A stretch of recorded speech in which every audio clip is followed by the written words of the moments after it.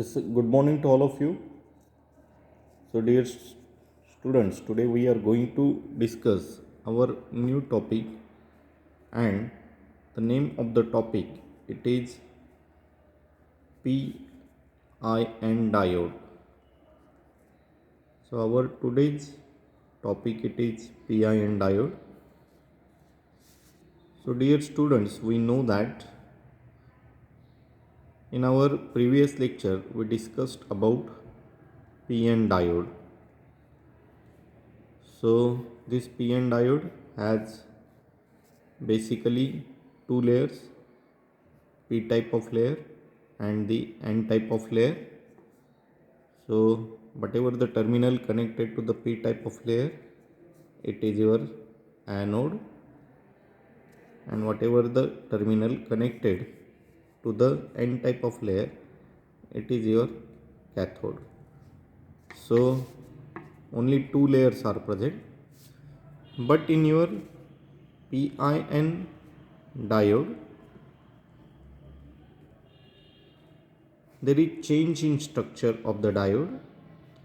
Here one additional layer we are sandwiching between heavily doped P type of layer and heavily doped N type of layer, and the name of the layer it is intrinsic layer, which is basically undoped layer. So anode it is connected to P type of terminal, and cathode it is connected to your N type of material. So it becomes your PIN diode. Now the symbol for PN junction diode it is like this way. So here we are saying it is anode, suppose it is cathode K. So this is the symbolic structure of PN junction diode. Now while drawing your PIN diode, we are just making a minor change, otherwise symbol it is similar to that of your PN junction diode. So this is anode, this is cathode. So a single straight line within the triangle, it is the minor change in while drawing the symbol of your PIN diode. So PN junction diode there is no straight line. In PIN diode there is a single straight line within your triangle. So these are the changes in your PN junction diode. So in PN junction diode two layers are there. In PIN diode three layers are there. One intrinsic layer it is sandwiched between P type of material and N type of material. So also you are observing the symbolic changes within your PN diode and PIN diode. Now our next motive is to understand the operation of PIN diode. So how this PIN diode works. So to understand the operation of PIN diode, we have to consider its operation with three different cases. So first case it is zero bias condition.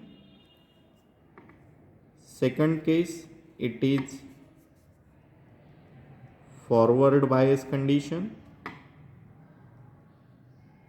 and third case it is reverse bias condition. So zero bias condition, forward bias condition, reverse bias condition. So when no any voltage it is applied between anode and cathode of your PIN diode, then this situation it is zero bias. When anode is connected to the positive terminal of the battery and cathode is connected to the negative terminal of the battery, then such a kind of condition it is known as forward bias condition. And in reverse bias we say that your anode it is connected to the negative terminal of the battery and your cathode it is connected to the positive terminal of the battery, then such a situation is known as reverse bias. So to understand the operation or working of PIN diode, we have to apply or consider the three cases. First one is the zero bias condition, forward bias condition and the reverse bias condition. Now let us have a look over step by step of all these three conditions. So we will discuss first the zero bias condition. So in zero bias condition, so I will just try to draw the schematic diagram of zero bias condition. So here it is P type of material, here it is N type of material. At the center the intrinsic material it is sandwiched, then it is anode and cathode terminal is present. So here we say that no any battery connection it is applied to your PIN diode. So when there is no any battery connection applied to the PIN diode, then such a condition it is known as a zero bias condition. Now in zero bias condition, the major or the important process takes place. It is the process of diffusion and formation of depletion layer. So when there is no any battery connection it is made to the PIN diode, at that time some amount of holes get injected to the N type of layer and it forms a depletion layer between these two layers, that is P layer and I layer, and some amount of electron gets diffused in the intrinsic layer and it will form another depletion layer from your I type intrinsic layer and N type of layer. So diffusion of these carriers within the I layer and forming a depletion layer is the process carried out in your zero bias condition. So in zero bias condition, when there is no any voltage or battery connection it is made, at that time the depletions layer, two depletion layers are formed. One depletion layer in between P and I and second depletion layer between I and N. Now this particular PIN diode we can also treat as a capacitor.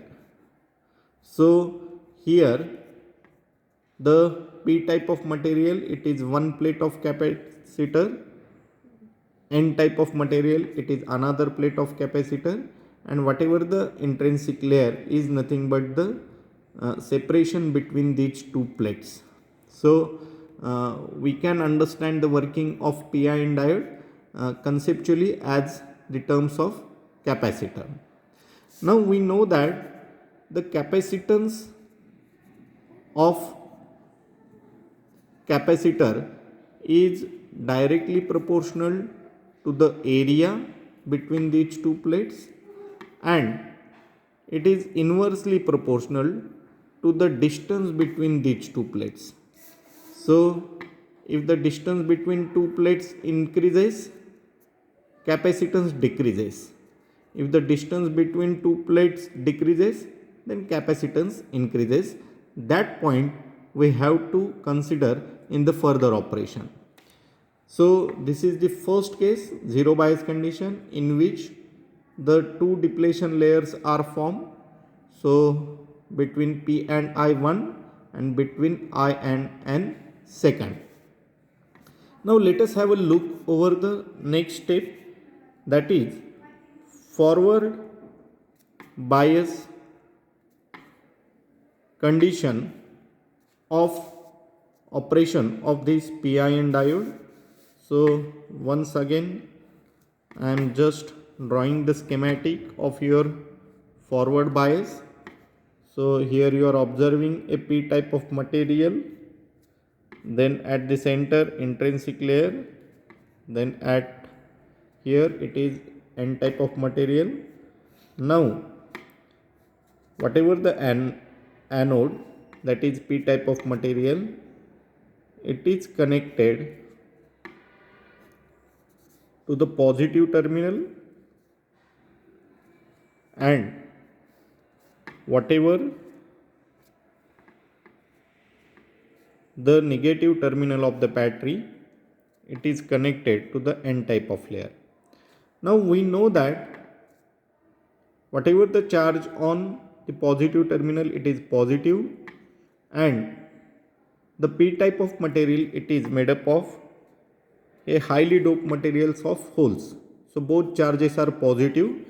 So there is force of repulsion between this P type of material and the battery, or the holes and the battery charge.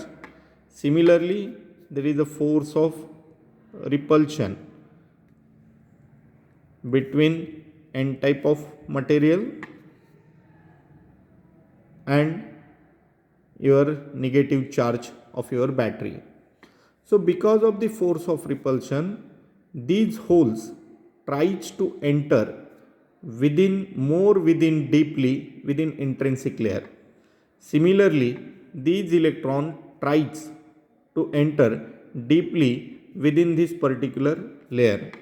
So at that time, the holes are deeply inserted into the intrinsic layer, and the electrons also inserted deeply into the layer.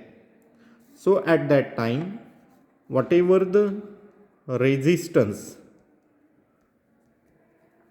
that resistance of this PIN junction diode, it gets reduced, and we say that during forward bias condition, current starts increasing, right? So in forward bias condition, the current starts flows increasing, right? Now in reverse bias condition, if we take the example of reverse bias condition, so in reverse bias condition,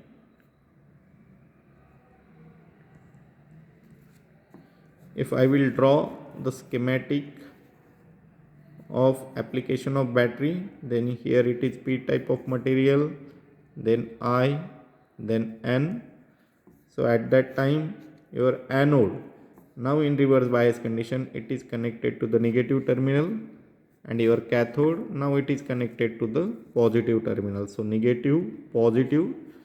So holes are attracted towards the negative terminal of the battery. So whatever the P type of material, it is made up of holes. So holes are attracted towards the negative terminal of the battery. N type of material, it is made up of electrons. So electrons are attracted towards the positive terminal of the battery. So we can say that at this particular time, there is increase in the resistance,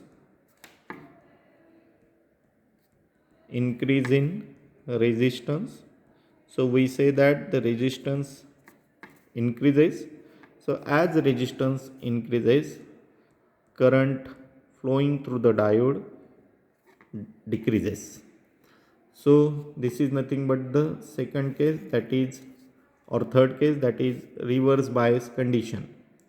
So in reverse bias condition, the resistance of the diode increases, so current flowing through the diode decreases. Now if we consider the same case with respect to the capacitance, so as the distance between these two plates of the capacitor increases, so C is inversely proportional to the distance. So suppose this is distance D and capacitance C. So as the distance between these two plates increases, capacitance distance increases, capacitance decreases, inverse proportional. So if the distance get increased, capacitance get decreased. Oppositely, we can say that if the distance gets decreased, capacitance gets increased. So this distance or change in distance, it is formed with the help of whatever the depletion layer or the injection of holes and carriers. So this is all about the operation of your p-ion junction diode. Now one more point we are going to discuss in our today's lecture is nothing but the applications of p-ion diode. So where this particular p-ion diode it is used. So this p-ion diode acts as a switch. It is also acts as a phase shifter. Then in amplitude modulation of a microwave signal, this p-ion diode it is used, and it is also used as a limiter. So this is all about the function of your p-ion diode.